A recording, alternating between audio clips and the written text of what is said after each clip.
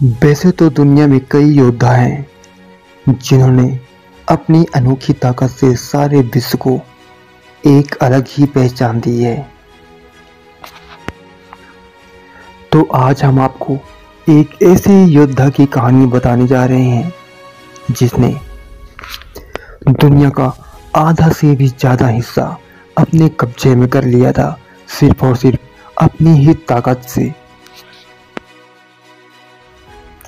और उसने दुनिया के एक बड़े हिस्से पर काफी समय तक राज किया।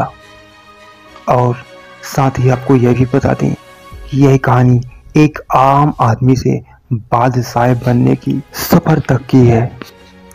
दोस्तों, इस योद्धा का सफर बादशाह बनने तक आम आदमी से बेहद ही रोचक है। तो कहानी में बने रहिएगा, हम आपको यह पूरी सच्ची कहानी बताएंगे और इस योद्धा का नाम भी बताएंगे।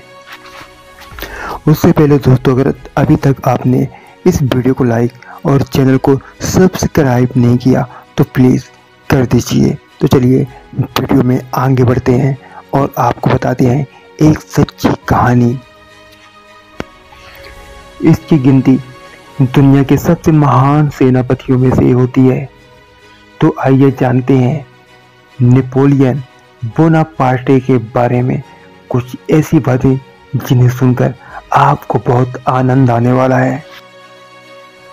15 अगस्त 1769 को कोर्सिका द्वीप के अचाचियो में जन्मे इस योद्धा की गिनती दुनिया के सबसे महान सेनापतियों में से एक में होती है।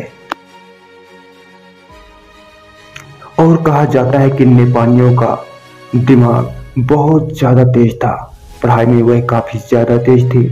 और बात करें उनके परिवार की तो उनका परिवार भी ज्यादा धनवान नहीं था।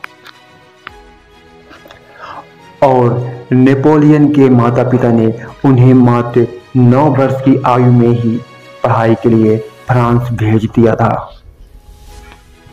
आखिर नेपोलियन का सेनापति से फ्रांस के बादशाह बनने तक का सफर कैसा रहा, उसके विषय पर भी बात करेंगे।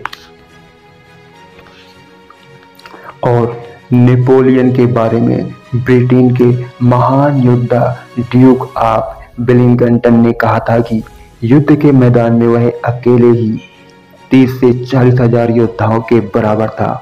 अपने समय में उन्होंने फ्रांस में सबसे ताकतवर सेना भी तैयार कर ली थी। लेकिन बाद में समय में फ्रांस में हालात कुछ ऐसे हुए कि उन्हें स्वयं ही फ्रांस के बादशाह का पद संभालना पड़ा।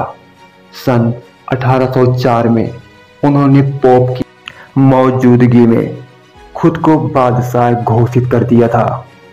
सन 1804 में उन्होंने पोप की मौजूदगी में खुद को बादशाह घोषित तो किया था। उसके बाद फिर साल 1815 में वाटरलू के युद्ध में हार गए थे, जिसके बाद उन्हें अंग्रेजों ने बंदी बना लिया था। और 6 सालों के बाद इस योद्धा की मौत हो गई थी। इतिहासकारों की माने तो अंग्रेजों ने उन्हें आर्सेनिक नाम का एक जहर देकर मार दिया था। आर्सेनिक एक ऐसा जहर होता है जिसे जहरों का राजा माना जाता है। यह जहर जिसे दे दिया जाता है तो उसके शरीर के सारे अंग काम करना पूरी तरह से बंद कर देते हैं। और इसका इलाज कर पाना बहुत ही मुश्किल है आज के जमाने में भी। इस जहर का दूसरा नाम ही मौत है, इसका कोई इलाज नहीं है। तो दोस्तों, इस सेनापति के बारे में अगर आपको जानकारी अच्छी लगी है और आपको विस्तार से जानकारी चाहिए तो कमेंट में जरूर बताइएगा। हम आपको इस योद्धा की पूरी कहानी बताएंगे, बहुत ही बारीकी से बताएंगे। तो कमेंट जरूर कर दीजिएगा। वीडियो अच्छी लगे तो वीडियो को लाइक और चैनल को सब्सक्राइब जरूर कर दीजिएगा।